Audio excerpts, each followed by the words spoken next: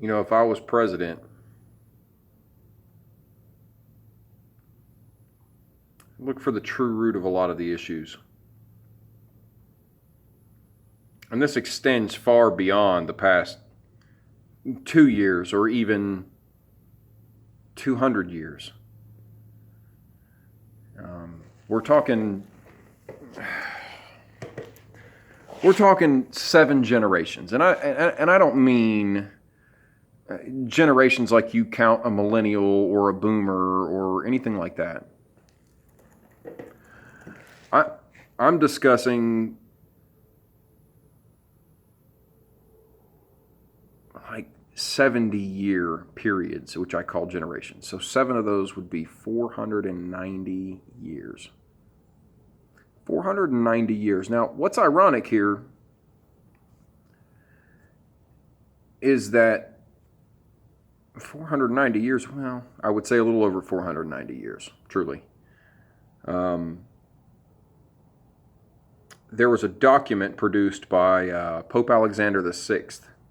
It's paraphrased, translated as the Doctrine of Discovery. It was 1493. The year after Columbus sailed the oceans blue in 1492. A little bit of history there. And our problems go back that far, and beyond that, as a society, as a species. But looking at what government is, and what we've had this far, it's not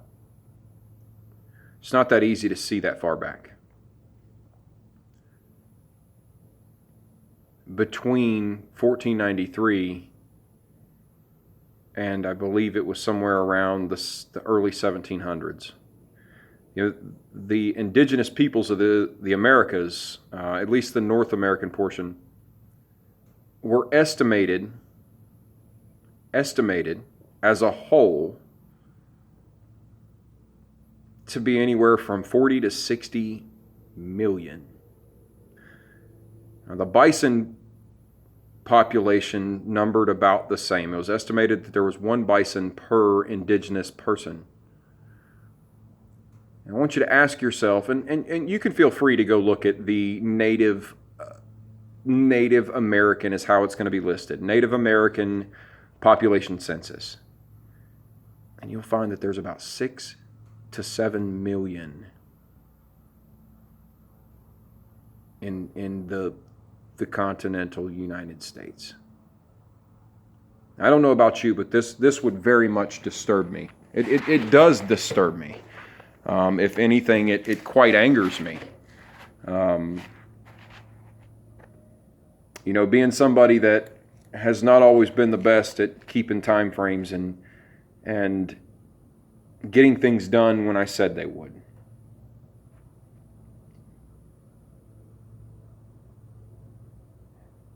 The United States government is not held up on a treaty with the indigenous peoples since the 1800s.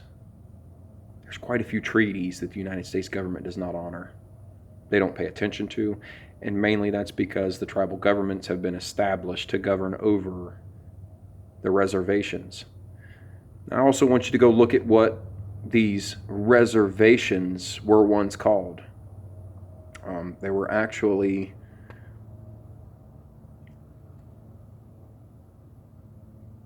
containment camps. They were war work camps. They were prison camps.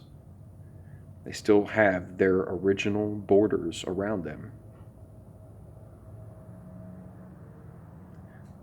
We took a whole continent from a people, and we gave them little squares of land to live on.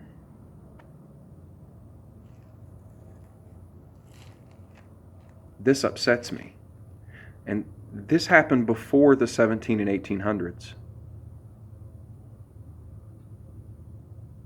Way before. So who is still enslaved? Given a dose of hope with a casino and a and a little bit of money from the tribal government that's allotted by the federal government. And I'm paraphrasing this. I'm very much condensing the process to this.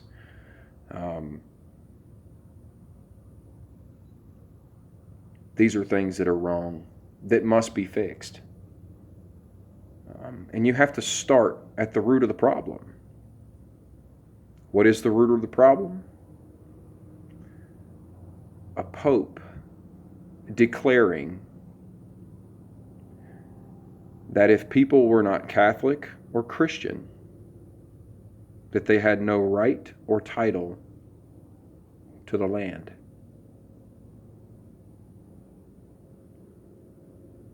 There's your root.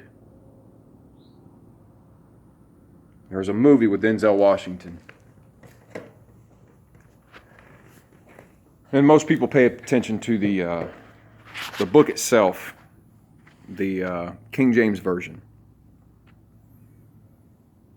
Well, in 1611, there was a very, very prominent actor, screenwriter, poet, director. His name was William Shakespeare. And in 1611, the man was 46 years old. And I encourage you to go to Psalm 46. And I learned this from another page, Leak Project. And I actually went and verified it through a 1611 King James Version, Psalm 46. From the first word in the first verse of the chapter, count, including that word, 46 words. I came to shake. Then you count 46 words from the last word back, or 46 words from the last word of the chapter itself. And I got spear. So the same year the King James Version was released, William Shakespeare was 46 years old, and in Psalm 46, his name is in there. 46 words from the beginning of the chapter and 46 words from the end of the chapter.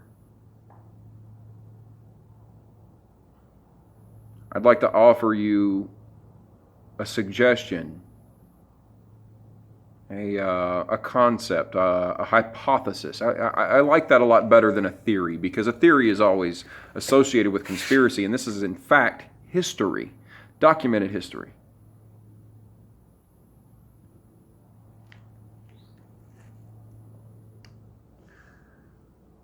What if I told you the New Testament itself was a script for the ultimate masterpiece, screenplay turned real life enactment? And if you don't believe me on this, if you call me crazy, I'm okay with that. I'm fine. I truly am. I'm completely fine. I mean, I carry myself quite well. It may be a little disorder in here, but a vehicle did just get painted in here. So I'm completely sane. Actually, more sane than I've ever thought I was. But ask yourself, the New Testament didn't exist as we know it today before some things were written by the same empire that had killed a lot of people, ruled with a rod of iron. I believe that to be industry, which would be the Roman Empire.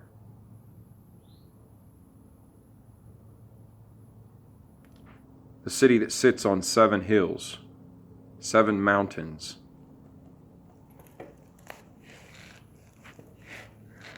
The same of which that Washington, D.C. is modeled after.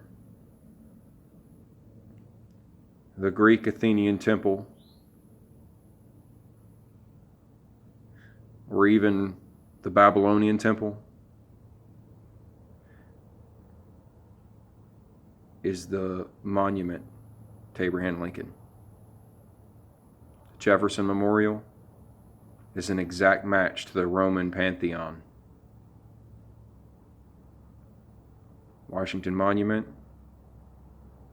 Egyptian obelisk modeled after one of the ones in front of the Luxor Temple in Egypt. At nearly the height that it was suggested that the Lighthouse of Alexandria, or Pharos Lighthouse, was tall.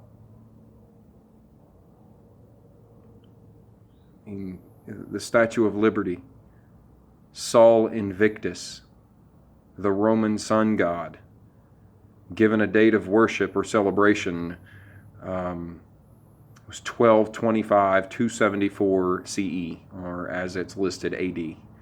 Sol Invictus in Latin translates to the unconquered sun. When the Statue of Liberty was placed, it was placed as having the title from the artist, Liberty enlightening the world. Many don't realize that, or even remember, that the Statue of Liberty is massive, heavy copper panels. She's copper, baby. And if you want to go even further back, the symbolism of having the book held to the chest is symbolic of a 6,300-year-old belief system, the Akkadian system, and it's associated with the Book of Destiny. I mean, if you don't believe me, I just go look and ask yourselves, and ask Google, you ask TikTok, ask YouTube. These connections can be made without much trouble.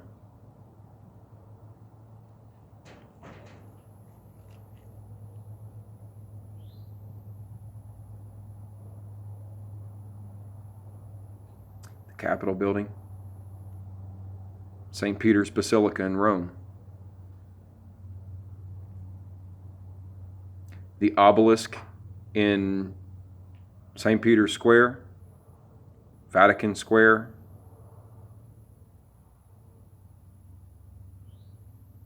the Washington Monument. The only difference to the placement of everything and the layout is that the obelisk is right next to the basilica in Rome, whereas the statue, the Washington Monument, is on the other end of the lake. Kind of symbolic of passing a milestone, or crossing the Jordan, or crossing the Red Sea. It's all symbolic. Will you decide to really look at what's been in our faces all this time? Because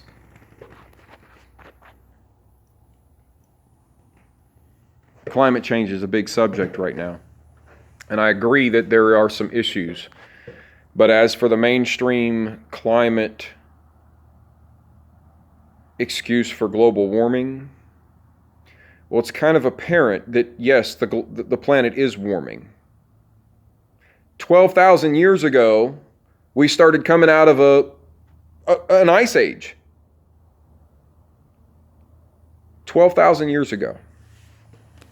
Now, one of the first notable peoples to migrate from the northern portion where Canada would be, but we're talking more of the Bering Strait and the land bridge that is suggested from Europe to here, and of course the Bering Strait from Siberia, whatnot. About 12,500 years ago, a people called the Clovis people migrated here from the Arctic. The Hopi, Navajo, Cherokee, most of your major tribes have a story or folklore or spoken word of a peacekeeper, a peacemaker. All of them do. All of them date it to about 1,000 years ago. Now, I still haven't figured out who this might be. I haven't dug that deep. I haven't had time. I mean, I have a lot to do. But I needed to make this because it's important.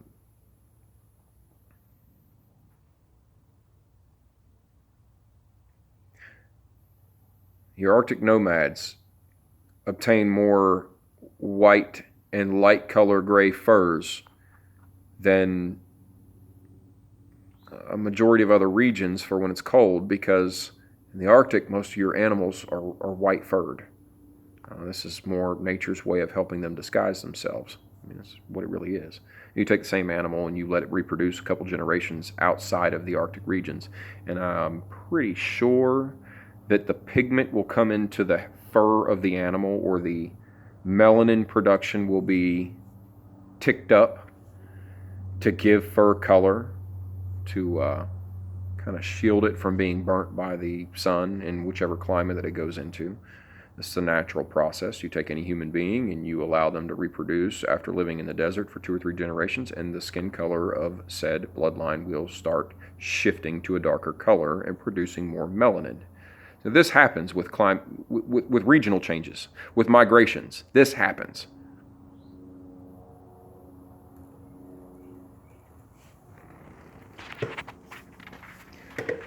We have to start at the root of the problems.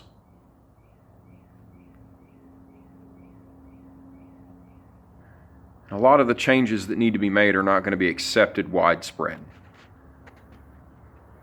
Maybe not at first, and there's some that won't accept it at all. And that's okay. That's okay. Everybody can feel free to believe what they want, as long as they don't use that belief to hurt another person. Which is another thing. Something stuck around about Native Americans, indigenous peoples of this land. And that's that they were savages. This is what the Europeans called any indigenous tribes. They called them savage. Regardless of, how long they may have survived without all the modern things the Europeans had, like, well, technically running water and sewers and any kind of septic systems and whatever else. Well, Native Americans had running water. They just went up to a stream, laid down on the ground, and drank right out of the stream. Because they could. It wasn't polluted. When they used something, they used all of it. And they would repeatedly use whatever they could over and over and over and over and over. They heated their water to do stews. They'd start a small fire, and they'd take a deer skin, and they would have it stitched in a way where it wouldn't leak, and they'd make a big bag out of it. And they put their meat, they put the water, their liquid, whatever, the spices, whatever they would mix in there to make the stew. And they would heat rocks in the fire. Smaller fire, heat all the rocks, and then they would place the rocks in, they would sticks, pick them up, put them in a bag, and it would boil the water. This means you consume less wood for your fire to cook your food. You burn less fuel, and what this entails is that there's enough material and enough resources, as they believed, as they saw it, for the next 7 generations. The Native American wisdom, one of my favorite quotes seems to be, we don't inherit the world from our ancestors. We borrow it from our children. When you borrow something, you take care of it, right? You don't waste anything. You don't even waste time with it. I'm human just like you. I am guilty of wasting. But I will tell you this. I'm working on me because I see a problem. And for what I want to do in 2024, I have to fix me before I can fix anything else.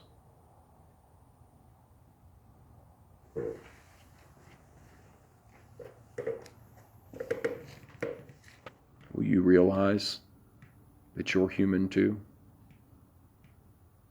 And we can all fix ourselves together.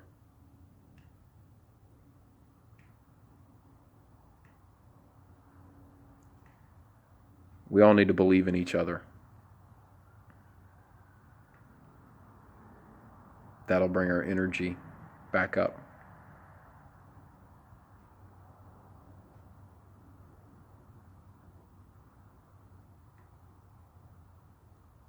Because we're electromagnets as well.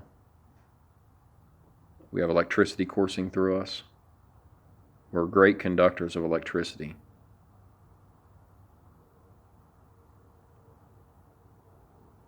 The root of all this is our brain. It took reading,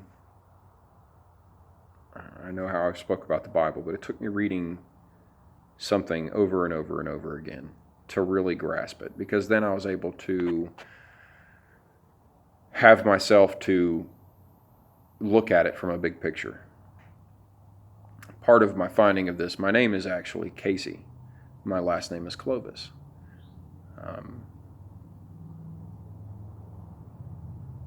My first name comes from the Greek word acacia. This is a type of tree. It is a thorn or thorny tree. If any of you have watched any survival shows, Naked and Afraid is one of them, and it discusses one of these trees. And then the antivenom, I think, comes from the acala tree, which typically grows near it. The acacia tree is a hardwood. It's a redwood. Biblically, in Exodus, this is what Moses was commanded to build the Ark of the Covenant out of, the box to hold the tablets. And by all means, I'm a thorn tree to most. I really am. But I'm not harmful. I'm not disrespectful. But what I say, a lot of people don't understand. And that's okay. Those who do, let me know. Those who don't, they let me know. Or they just won't respond. I'm used to that. I'm good. It's okay. But I want to run for president in 2024. And if you feel the way I do, I'd love for you to run against me.